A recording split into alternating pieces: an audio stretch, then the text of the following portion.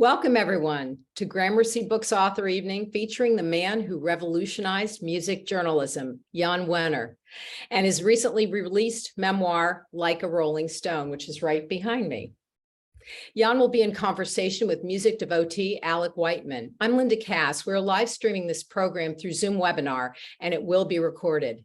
Thanks to all of you in our audience for being with us this evening, and many thanks to this evening's community partners, the Rock and Roll Hall of Fame, Natalie's Grandview, and Zeppelin Productions. Let me preview the next hour or so for you. After introductions, Jann and Alec will talk for about 45 minutes. That will be followed by your questions submitted in the Q&A box, typically located on the bottom of your screen if you're using a desk or laptop. This is where Alec will be taking your questions for Jann during the latter portion of this program, and you can write your questions into this box at any time.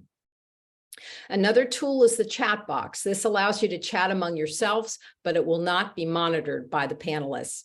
If you click on the chat box icon right now, it's going to open a column on the right side of your screen with links to Gramercy's remaining October author programs where tickets are still available. Both are at 7 p.m. and registration is on Eventbrite. I'm just going to mention the two very quickly. Tuesday, October 19th, held at the bookstore, we present Author Night with New York Times bestselling author Silas House, his novel Lark Ascending, about survival and friendship. Silas will be in conversation with Denison University scholar and writer Mike Crowley. And then on Friday, October 28th, we're holding this at Columbus College of Art and Design. We're going to host New York Times bestselling novelist Celeste Ng, who's going to be in conversation with poet and essayist Maggie Smith about her new novel, Our Missing Hearts, one of the most highly anticipated novels of the year, about a mother's unbreakable love in a world consumed by fear. You can click on the link to either of these programs to learn more about them, as well as to register, and you can learn about all of Gramercy Books author programs on our website, gramercybooksbexley.com, and through our weekly e-newsletters. Now let's meet tonight's guests. In Like a Rolling Stone, Jann Wenner vividly describes and brings the reader inside the rock and roll era, not just the music, but also the politics, the culture, the enormous generational change that swept America and beyond. As both a reporter and a player, Jann writes with the clarity of a journalist and the private knowledge of an insider. First, meet the man who will be in conversation with Jann and tonight's moderator, Alec Wightman. Alec has served with Jann on the board of the Rock and Roll Hall of Fame Foundation since 2014, and he worked with Jann when Alec served as chair of the board of the Rock and Roll Hall of Fame and Museum from 2013 to 2016, where Alec continues to serve as a board member. Alec's passion and knowledge of music, particularly rock and roll, runs long and deep, as revealed in his own 2021 memoir, Music in My Life, Notes from a Longtime Fan. By day, Alec is a partner in the national law firm Baker Hostetler. But during his free time, his Zeppelin Productions, Inc. has promoted national act singer-songwriter concerts in Columbus since 1995. Alec will be the first to tell you that Jann was one of the most influential people in rock and roll for decades. Alec, welcome back to Gramercy Books, and thank you so much for joining us tonight.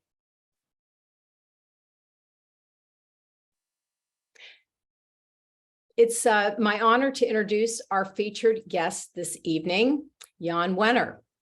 Born in New York City and raised in San Francisco and Marin County, Jann founded Rolling Stone in 1967 when he was 21 years old. While in college at Berkeley, Jann already understood the power of music and had a clear vision for the magazine. He knew rock and roll stood for things like social justice and human rights. Under his stewardship over the ensuing decades, Rolling Stone won many awards for its design, its photography, public service, and journalism. And it was instrumental in launching the careers of many groundbreaking journalists and photographers. A member of the Rock and Roll Hall of Fame and the youngest inductee ever in the American Society of Magazine Editors Hall of Fame, Jann Wenner revolutionized music journalism. Jann, it's a thrill for Gramercy Books to host you this evening for our Central Ohio community. It's a pleasure to be here. Now, a warm welcome to Jann Wenner in conversation with Alec Wightman. Hi, Alec. Well, hello, Jann. It's like I said, it's a pleasure. It's a thrill. I've told you the story before, but in November of 1967, my senior year in high school, I went into a little record store in Cleveland, Ohio called the Music Grotto, and I bought what I now know from your book to have been the second issue of Rolling Stone, because on the back was a little coupon that my mother clipped out and sent in and bought me a subscription to Rolling Stone for Christmas 1967. It was a life-changing moment. I was already a passionate rock and roll fan. I was old enough to have been through the British invasion and the great music from the late 60s, certainly up to 67, much of which was coming out of San Francisco. And I have been a subscriber to this day. And so it is an absolute thrill to be with you today. Thank you. Well, thank you. And thank Mama Whiteman for all the support and help. We wouldn't have made it. You know, we could talk, I could ask you questions for hours, but we've got something of a time limit.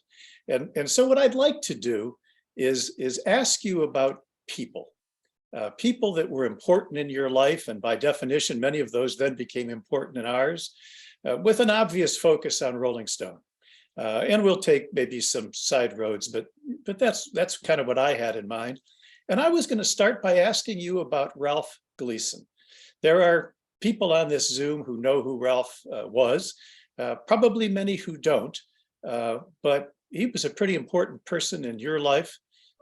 Tell us about Ralph Gleason. Well, Ralph was the first person that really could be said to be my mentor. It's important for everybody to know that he helped me start Rolling Stone as a kind of a co-founder, and without his wisdom and his guidance and his interest and endorsement of it, I don't think we would have gotten off the ground. I met Ralph was about 48 years old when I met him. He was a jazz critic for the San Francisco Chronicle, and he was the only jazz critic in the country that was saying, hey, this rock and roll stuff is good. These guys, Bob Dylan's a poet, the Beatles write beautiful harmonies, all the things that nobody else was writing. And his peers were laughing at him for being liking this music of young girls so much. And they used to say about him, oh, Ralph's a 48-year-old guy who can't decide whether he's 3 16-year-olds or 4 12-year-olds. And I thought that was wonderful. But Ralph was a really wise, erudite, intellectual who loved music and loved the arts and understood this all. And we shared the same understanding about the importance of rock and roll and what the meaning of this coming passionate revolution was going to be on young people and the baby boom generation. And we put together Rolling Stone out of his living room at first, and he guided me along. He's a great guy with a great sense of humor, very cynical, very funny. And he really did understand the cultural implications of what was happening at a point in time when not a lot of people did it. There's a quote in the book from Ralph that music is the glue that kept this generation from falling apart in the face of incredible adult blindness and ignorance and evilness. And you know, not everybody was thinking or writing that way about rock and roll in 1967. And incredibly blunt and accurate.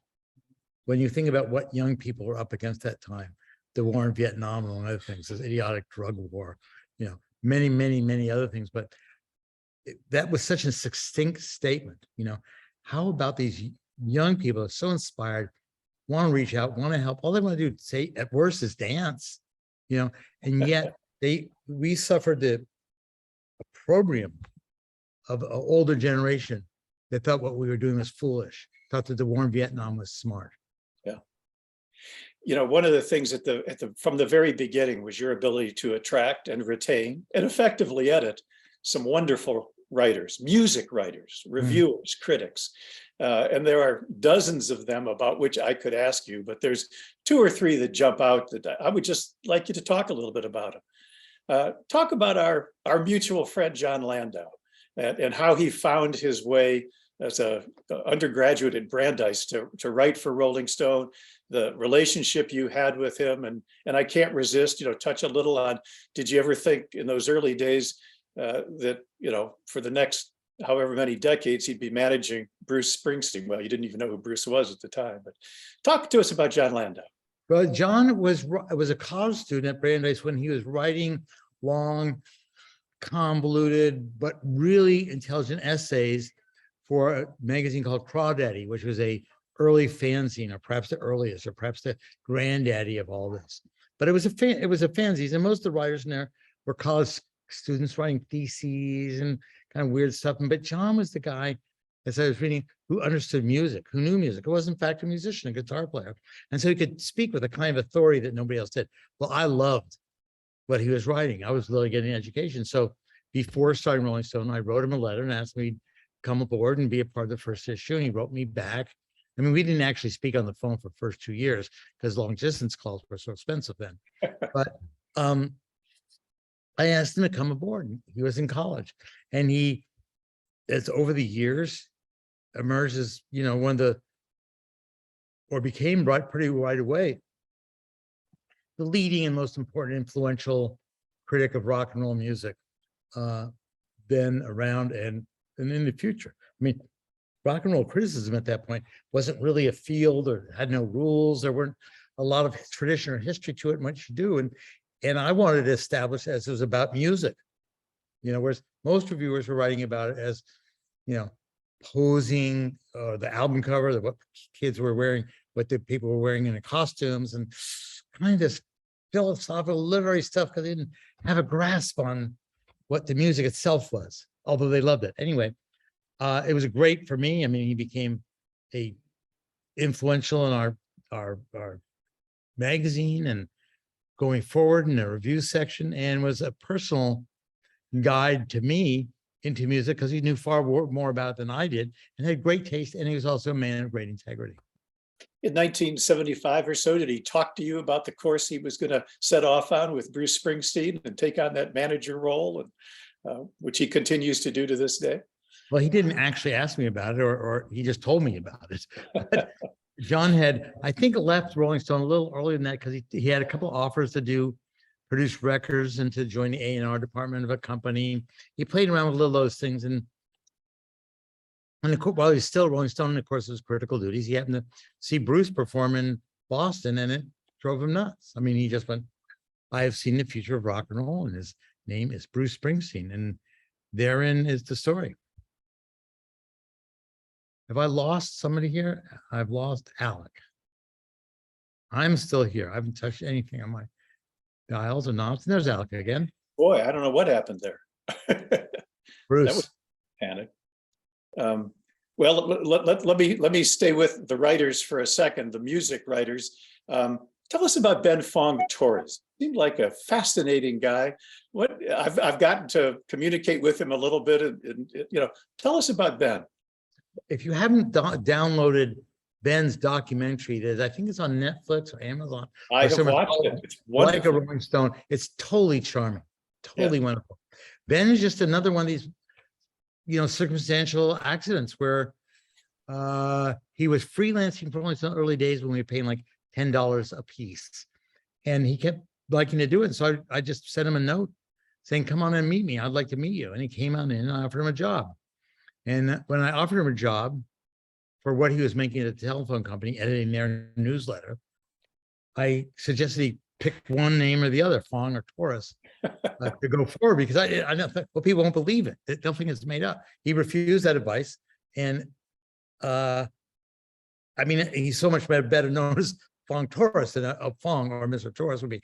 But he became the music editor and the lead music writer for Rolling Stone for all his time in San Francisco. So essentially 9 years, and stayed on for a couple of years thereafter. He was the one person I asked to come to New York with us who said no. He was settled in San Francisco, and he's got an amazing story. He was conscientious and hardworking, and boy, what a find, what a luck. I mean, he just covered that whole area. I didn't even almost in a way have to worry about the music coverage anymore because Ben had it. Well, the third one I was going to ask you about in this category, and he came a few years later, but just a few, was tell us the story about Cameron Crowe and how he ended up with Rolling Stone. Well, Cameron sent a letter to Ben asking if he could write about some group or other and somewhere or other. And Cameron said, Ben, not knowing who, he said, "Sure, of course, we'll take 600 words on whatever is Mud Bucket or something like that." So it was good. And then Ben started giving him, started either giving him signs or Cameron asked for a few more. So and during the course of which it emerged that Cameron was 16 years old or 15 years old, somewhere. So he was doing good and we wanted to give him more assignments, but then we had to get permission of his mother to get him out of high school classes so he could go on the road with the Allman Brothers or something. So can you imagine you're 16 years old, you're a high school student. Somebody says go on the road with the Allman Brothers. Well, it just went from there. Cameron was terrific at what he did, a real capable, skilled writer, reporter, really was able to go out on the road with groups and sort of be welcomed in the entourage because he's so well liked and become a part of it and get it and understand and able to translate into these stories, where marvelous stories of these groups where you got into the life they were living and they were exceptional. And then Cameron did all the important groups. We had two sort of feuds going on at the time. One was with Led Zeppelin, and one was the Eagles. And he was able to do both, and they refused to talk to Rolling Stone, but the Eagles, Led Zeppelin finally did talk to Cameron and did a cover story. Yeah. And he's terrific. He's got it almost famous, his movie. Absolutely. It's a great movie, and it's really a true story of what it was like to work for Rolling Stone then and what the environment was like.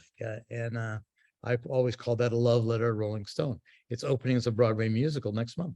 Well, in addition to having an eye for great writers, you always had an eye for great photographers, and obviously Annie Leibovitz and later on Richard Avedon.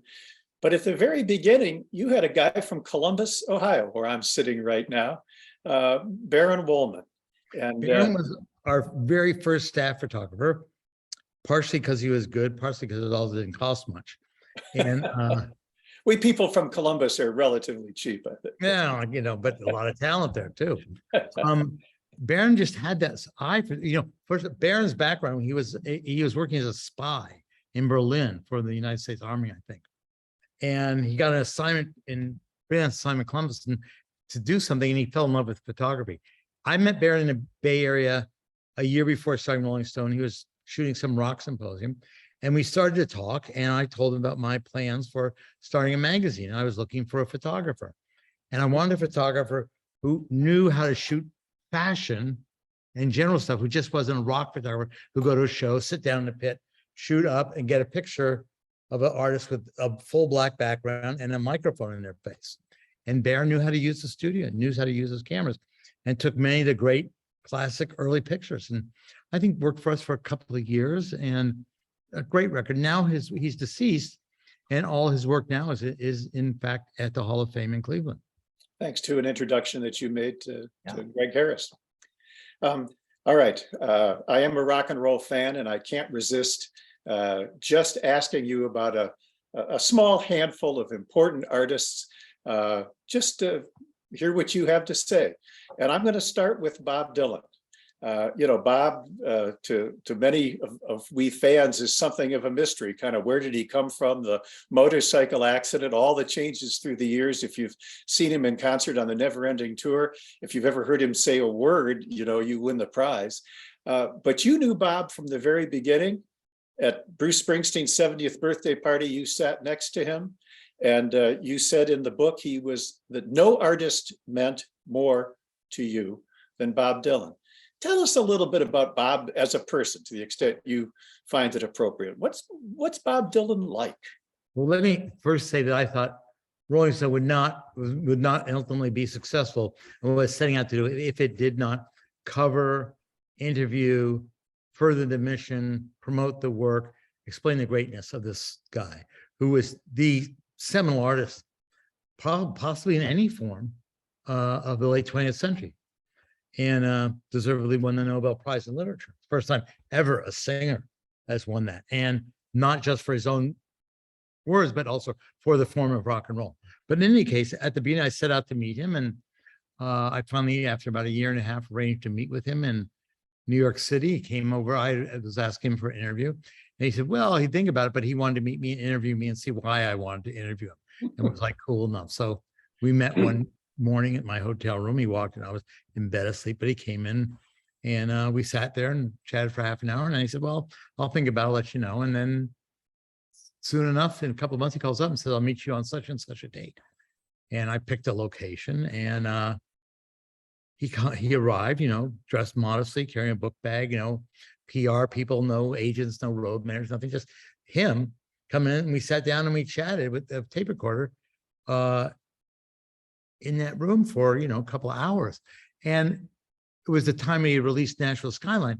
And I thought, geez, he's totally polite, charming, very funny, very witty and all those things.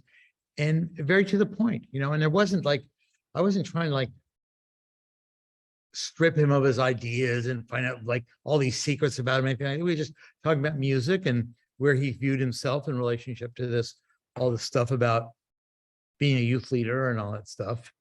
And he said, I'm not a youth leader. I said, I believe there are people cut out for this job, not me. I mean, I don't want to cause anybody any pain and so forth, things like that. And then as the years merged, we kept running into each other. He kept doing interviews with Rolling Stone, and I would send him a different interview every time he wanted to do an interview to get some other perspective on it, some other idea. And so I'd send historians, I sent fiction writers, and I sent Jonathan Cotton, Kurt Loder, and Ben Punctoris. Everybody had a different take on it rather than me interviewing him every single time. Although I did interview him one more time several years ago. And in all my encounters with him, all we would do, primarily we just laugh. We just laugh. We just sit and shoot the shit and throw one-liners back at each other, back and forth, and establish a very friendly relationship. I mean, and by that time he understood who I was, what Rolling Stone was, and I was really out to protect him and help him, and he could trust us. And I, on the basis of that, and we developed this kind of pretty relatively intimate professional relationship, and which I valued and cherished. And it's one of the special things in my life is knowing Bob and spending time with him. You've also had a long relationship with Mick Jagger, right from the beginning. He's probably a little different personality than Bob Dylan. Tell us about Mick Jagger. Well, he's similar in one respect. They don't really like to talk a lot about themselves and their lives, and yet they will talk about it. But Mick is a, different kind of cat. I met Mick very early on in '68. Again, same with Bob, about that same time frame. And we just hit it off, immediately. And again, within 2 years, we were going to business together, publishing Rolling Stone in England, and really got to know each other, through that. And we had to go through these like really tough times over Altamont, and the fact that we were going to blame the Stones for part of their role in Altamont, and he didn't like that, but we had to do it, I felt. And then just over the years, we vacationed together, we're families. But I mean, he's just one of the people I got close to. He's a hard man to get to know, but and is very standoffish to a lot of people. Very social, but very standoffish, very British. But again, that's been a reward. I mean, it's been a reward to be with all these people who made such great music. Well, let me ask him to say one more, but it's really two more from the era, and then we'll we'll move on a little. And that is, from the book, it would appear to me that you've had an interesting, at times complicated relationship, first with John Lennon, then with Paul McCartney. You were with John early on, did the famous interview, which got published as a book, and maybe John wasn't quite so happy about some of the things he had said. And then, the tragedy. And I guess reading the book and putting words into your mouth, it sounds like, at a point in time, Paul probably thought you were John's guy, but you went on to have a long relationship with Paul. Talk for a second about the Beatles and, what those two guys in particular meant to you. Well, I think the Beatles was the great soap opera of our times. It's like there's 4 different cats in the band and how they related and who they were and their special identities, but their music, and their ability to sing and arrange, and the lives they led and how their lives evolved, through the various phases of growing up and into drugs and politics and all that stuff, kind of mirrored or anticipated the lives of rock fans around the world.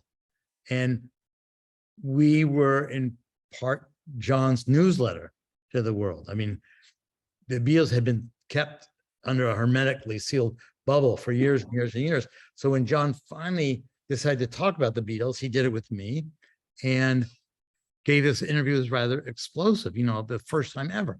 And he had been frustrated by being kept in this bubble and not being able to say what he wanted and shushed up and all that kind of stuff. But he said things that were in 1970 were very hurtful to Paul.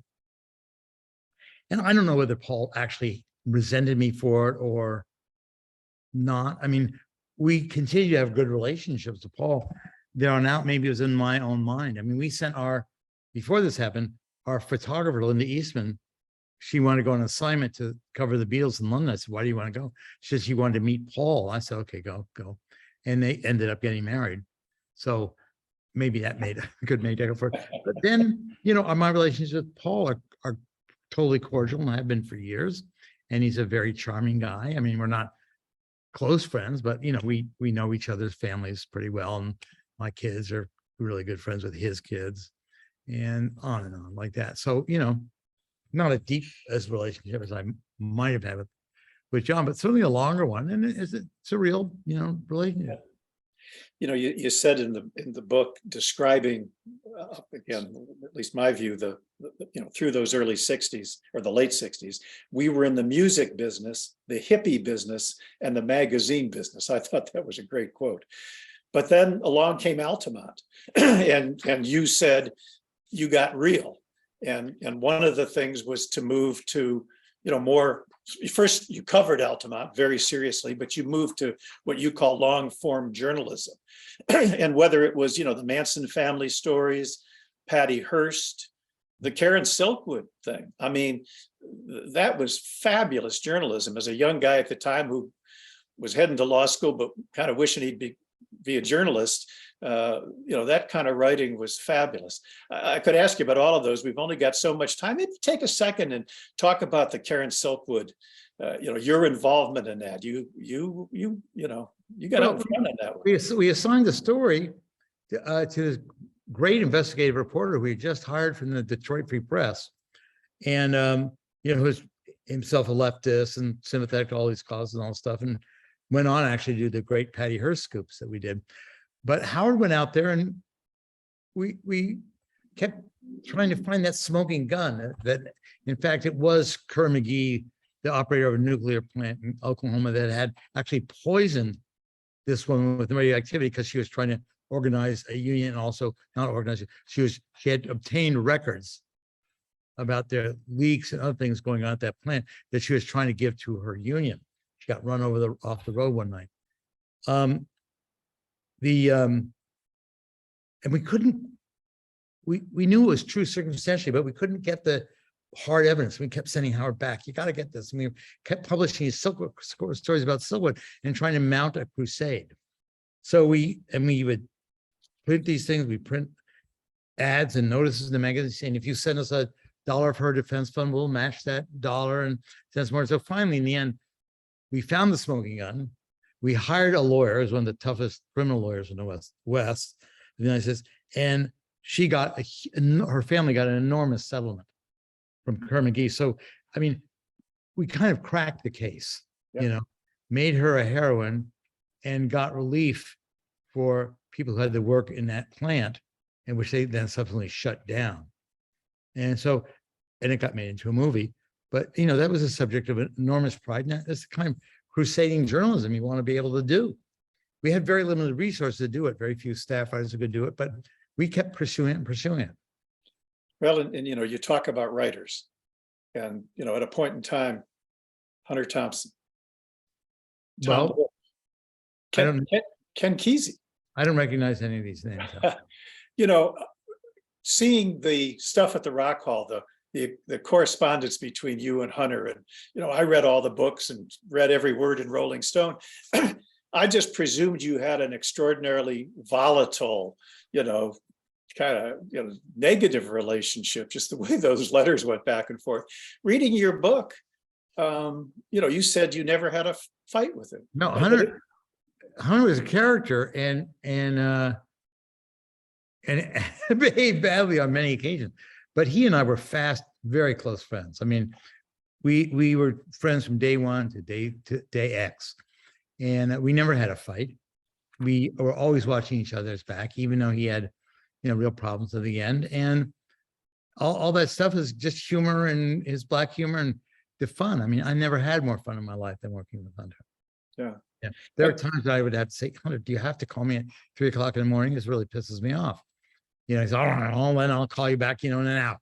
I mean, just, just bad boy behavior was good, but we were absolutely fast friends. Yeah.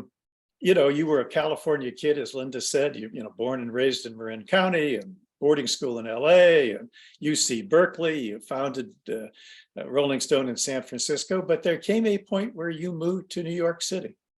And that's those are two different environments. What did that do for you? What did that do for the magazine? And kind of staying with this people theme, one of the interesting things to me in reading your book, maybe I didn't read enough of page 6 or whatever it is in the New York Post, but I hadn't realized the friendship, the relationship you had with Jackie Onassis and her family.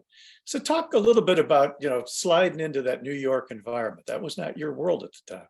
Well, it was my world because the company had kind of split in half the last 3 years. We had the business side in New York. The advertising, salesmen, the circulation people, a lot of the business people.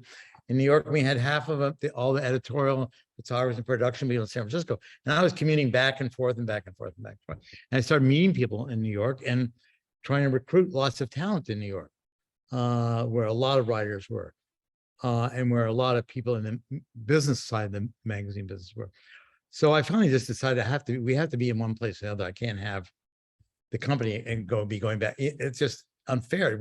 You can't build something. You can't get the full benefit, energy, and the number of people you've got together. So I finally decided we would move to New York, which was really the home of the magazine business. And if we were going to grow, it was going to be there. There was no magazine business in San Francisco. So we upped and left and moved. Now, at the same time, I had no idea exactly of it, but I realized in retrospect, San Francisco's time at the center of the culture had passed. We'd had that brilliant moment at the end of the 60s and early 70s, where the groups were important, the rock scene was so important, all kinds of things were happening in San Francisco before they happened everywhere else.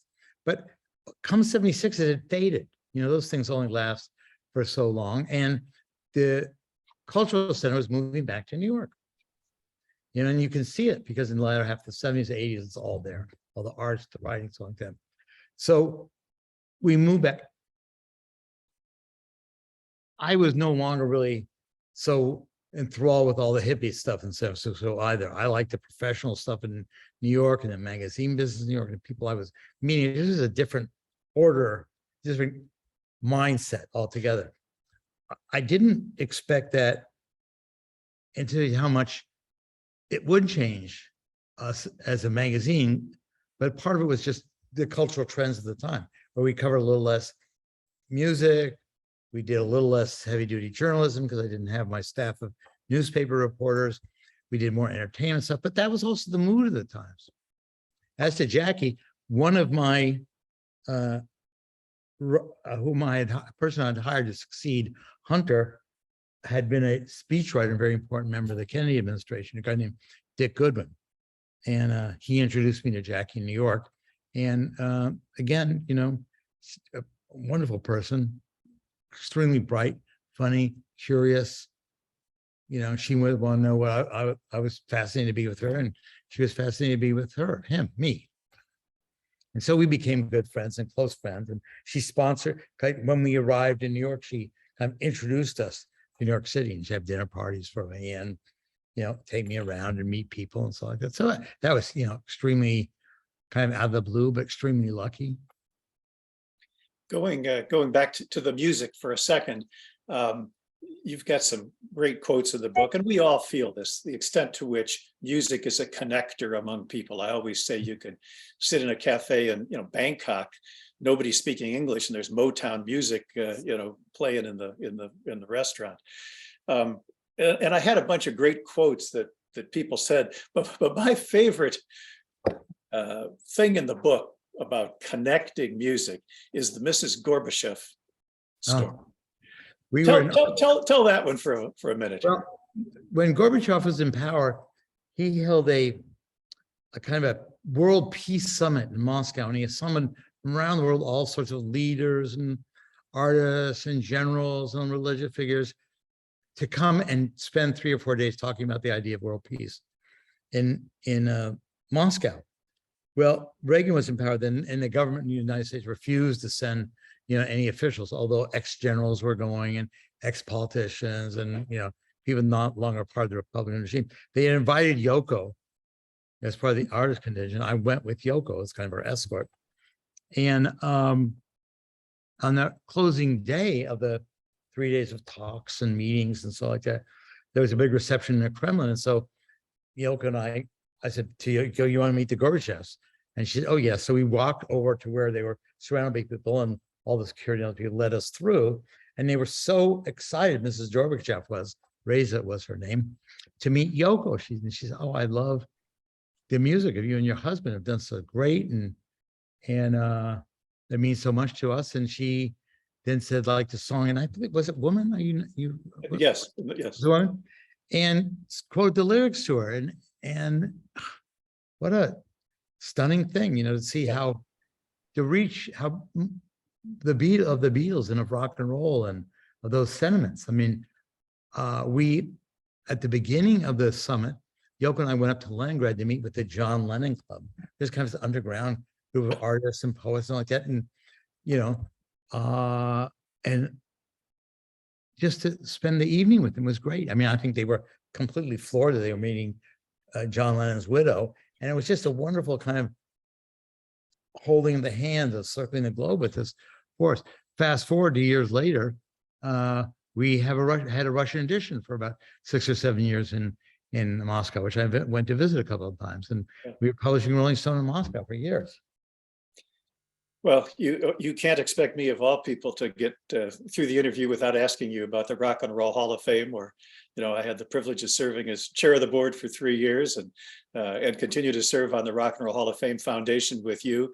Tell us a little bit about Ahmet Ertegun, what he meant to you, and give us your thoughts about the Rock Hall today. Well, I mean, Ahmet was this strange, kind of cuckoo, eccentric individual. He was Turkish.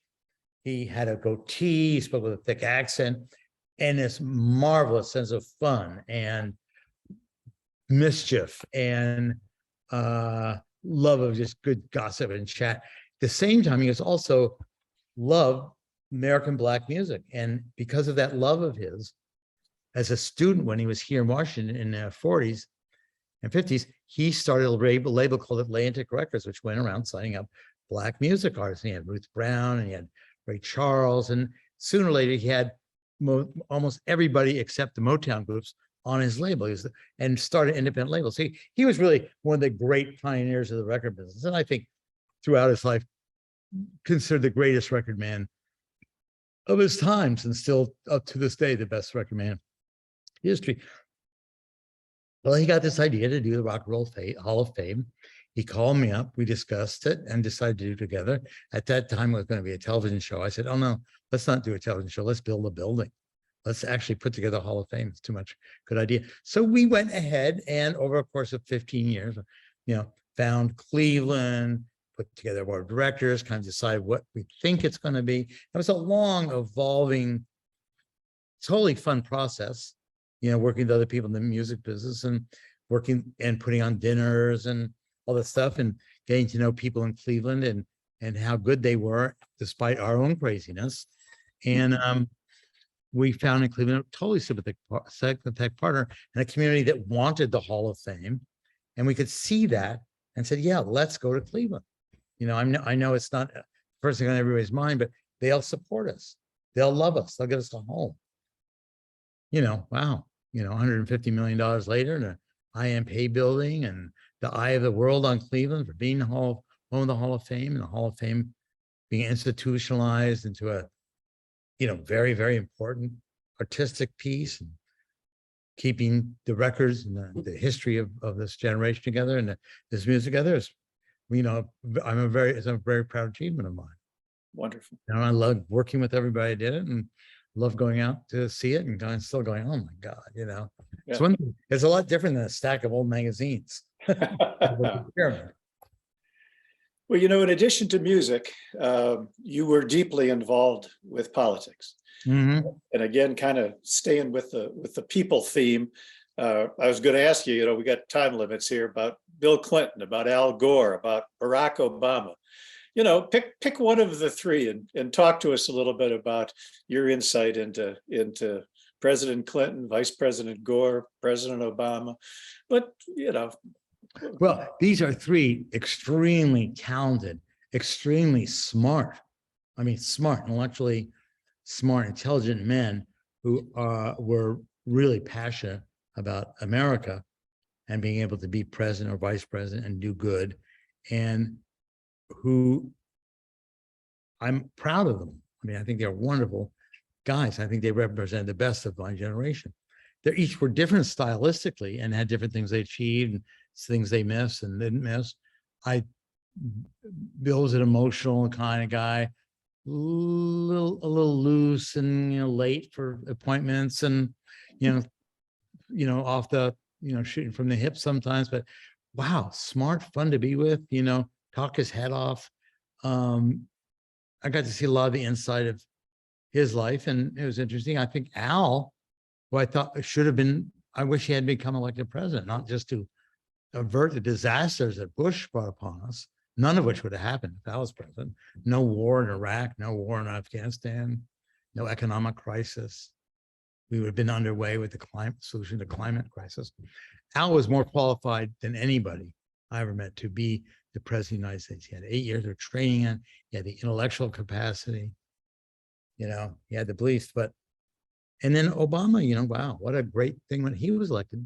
I think my only problem with Obama is that he was so full of himself about how good he was as a community organizer, and as a speaker, and a man with rhetoric and eloquence, that he didn't play that rough, tough game of politics that he needed to play. And from the beginning, of course, they went out to get him. And Mitch McConnell said, was famously quoted saying, my job here, as the majority of these, is to make sure this is a one-term president. Well, that's not saying I'm going to help the country or we're going to work together where we can.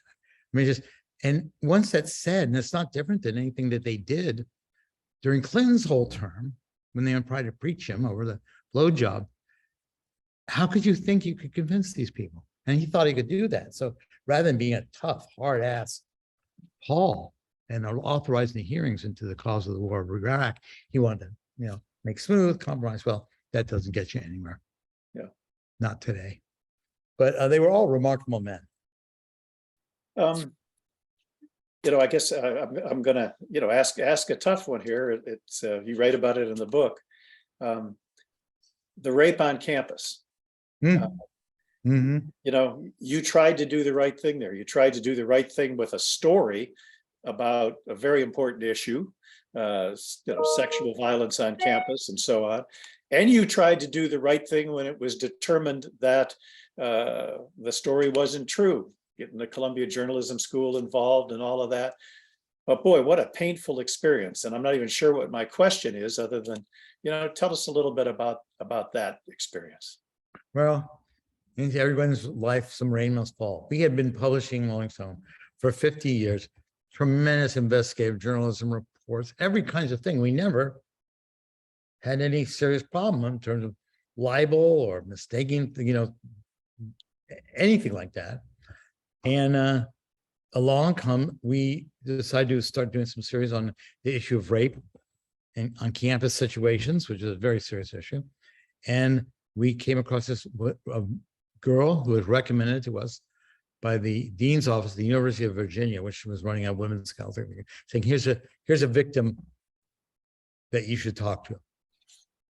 And with the endorsement of that office, we did this whole story on her, but we failed in a certain way to fact check certain things, have our sympathy for the victim and not wanting to challenge her and let her get off without giving us names of the people she was accusing. Well, anyway, it turned out she was a fabulist. And the story fell apart within days we published it.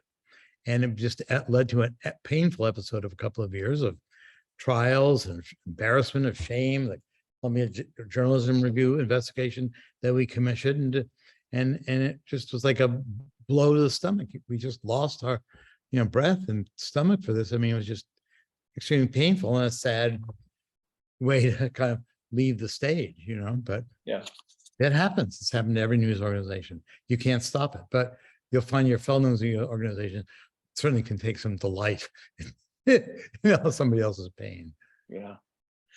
Well, and of course, it came at a time when, financial problems were hitting not just Rolling Stone, but the print media generally. We've seen that everywhere. And then I've I guess I got to ask you if I've about the personal health issues. If I've got the list right, I'm not sure you need me to read this, but you broke a femur serving a tennis ball, for God's sakes. As a guy who played tennis for 50 years, you makes me put my racket away.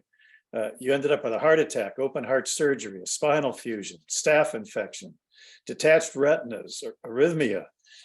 You atrophied by being in bed so much. And it ended up, you said it in the book, with, depression and anxiety. You kind of went over the edge. Those were a really tough couple of years. I mean, it was horrific.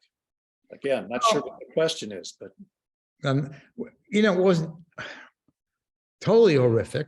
I mean, you do what you got, you got to get back in shape. You got to just do what you got to do. I mean, I don't think there's any courage involved. I just, took my pills and shut up. And, and then you have to rehab and stuff like that. But, I feel great. I mean, it's a big wake up call, of course, but since I couldn't do the kind of physical activities I used to do, and I used to ski every day through every winter, I had the time free up to write a book, which is why we're here. And It I'm not wasn't really alive. This is the ghost of me. Was it therapeutic? Was it therapeutic for you? Did you right? Was it therapeutic writing the book? Did you have great fun doing this? I had great fun doing it. It wasn't particularly therapeutic in terms of any health issues, but I had enjoyed it enormously, found something that I could do, that I love to do, that I've been been waiting for me to get to it.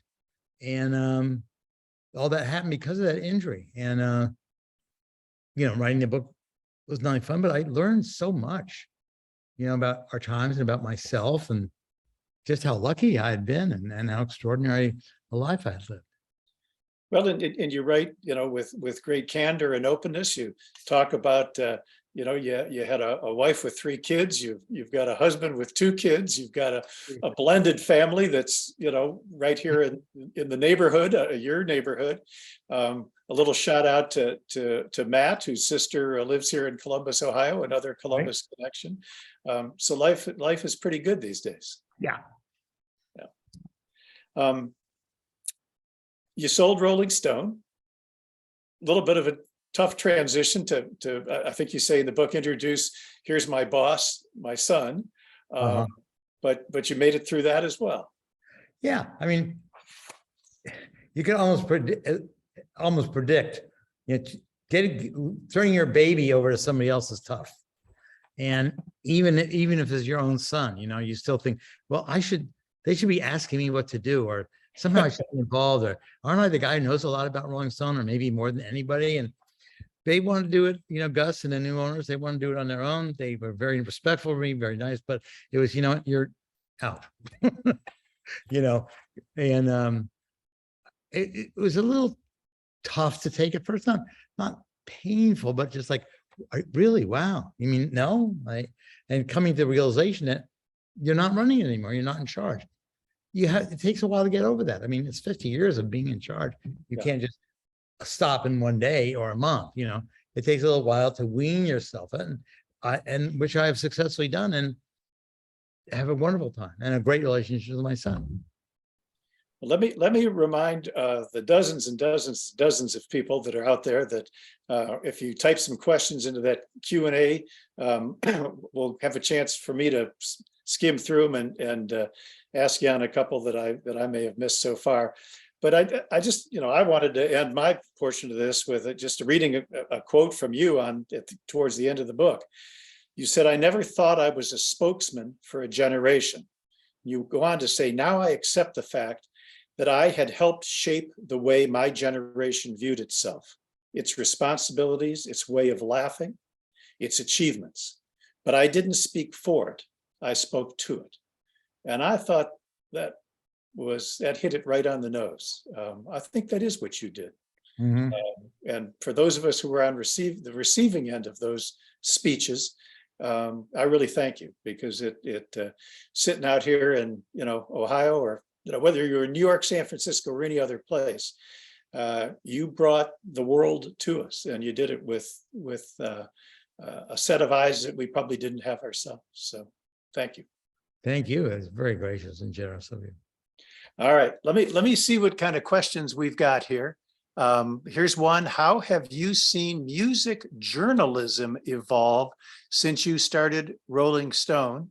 What are your thoughts on seeing the resurgence of foundational print works in recent years, such as Cream? And that same person asks, do you have any advice for aspiring music journalists? Well, part one, I think music journalism has gotten a lot better as it's gone along and improved, and it's taken more seriously, and people do it with a little more serious attention. You have to ask more meaningful questions, and they're expecting of you, and you are trying to portray something about the group beyond what had been their favorite color, what they're looking for in a girl, or whatever. But I think it's gotten very good. I mean, it's hit standards. Good reporters are involved in it. Number two was about, well, what did I think of foundational print coming back? I don't think foundational print is coming back. I mean, I haven't looked at Cream magazine, but it really was not meaningful 25 or 30 or 50 years ago, whenever it was first around. And it never became terribly meaningful. I mean, we had a moment or something about the MC5 or something, but I don't know I haven't seen it, so I can't comment on it. It's the fact they just put another issue out after 20 years, or who owns the name, or what's in it, the attention. So, but I don't think it's consequential. I just don't think the opportunity is there, and I don't know that the talent is there for it either. Well, any advice for aspiring music journalists? I think that's the third question she asked. I think my advice for aspiring journalists in general is, if you can get a job at a daily newspaper and do daily reporting, then you'll learn more about this field than any other place. But I suppose those opportunities are very limited now. That means websites, all that stuff. So, just get started, get an internship somewhere, get it on it. Is journalism school worth it? I don't really know. I don't know what goes on in journalism schools, or whether they're teaching public relations or teaching reporting. Just send in your idea, and if you can get a job somewhere, get that, and you'll start to meet people. That's the best way in. But failing that, send your stories ideas in to people. Just keep going at it. Write for your college newspaper. Let me ask you one more question off the Q&A box, and then perhaps we'll wrap this up. How important was the imagery of the magazine, including the photography, and how did the look of the magazine impact its success? Well, the idea of imagery, of the image and the rock and roll imagery, was super important. I just, from the beginning, felt that the idea of looks and fashion and sex was absolutely part of the equation, all the things that were part of what made rock and roll so powerful. And that you wanted to see the people, you had to see the people, And as I said before earlier, I wanted the photography not to be just all black background and a microphone in somebody's face on stage, but go into the studio, pose, take pictures, go on the road with people, look at them informally, but just get to know them in a more human and intimate way. I think that was absolutely essential to the kind of communications that our audience wanted to have with the artists, and they understand them, and understand in the way that you can look at a picture of something and kind of get something. So to me, that was super important. And then that's why photography took a outsized role in this magazine. Of all the things that magazines could do, we had a full-time staff photographers from the beginning, Baron to Annie, to when Annie left, we pick up her Brits and Avedon, and until I left, Mark Seliger. And these were great photographers and made amazing images and covers. So I think it's essential. And I think also it was essential to the success of the magazine, because I mean, it was part of the broadness of its appeal was doing that. And part of, you didn't even, if you didn't want to read the stories, fine, you could still look at the pictures and kind of get the sense of the story, whether it was about a rock star or was it about a coal mining disaster. Yeah. Well, Jann, thank you very, very much for giving us an hour of your time tonight. And we can kick this back to Linda, perhaps, to wrap it up.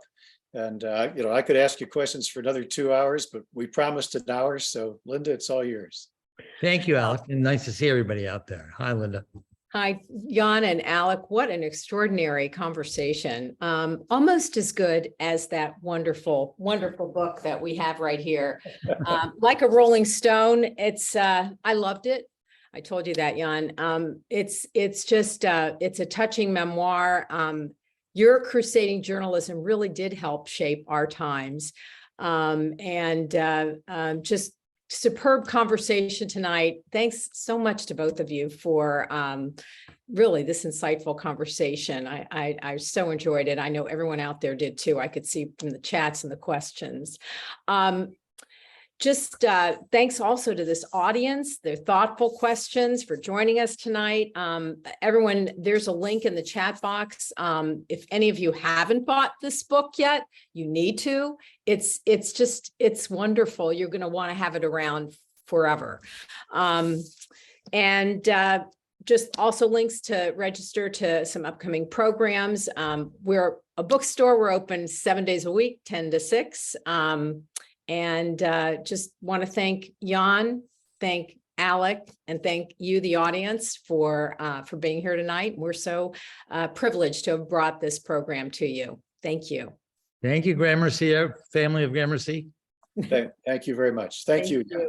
Thanks. Bye, everybody. Bye-bye. Bye-bye.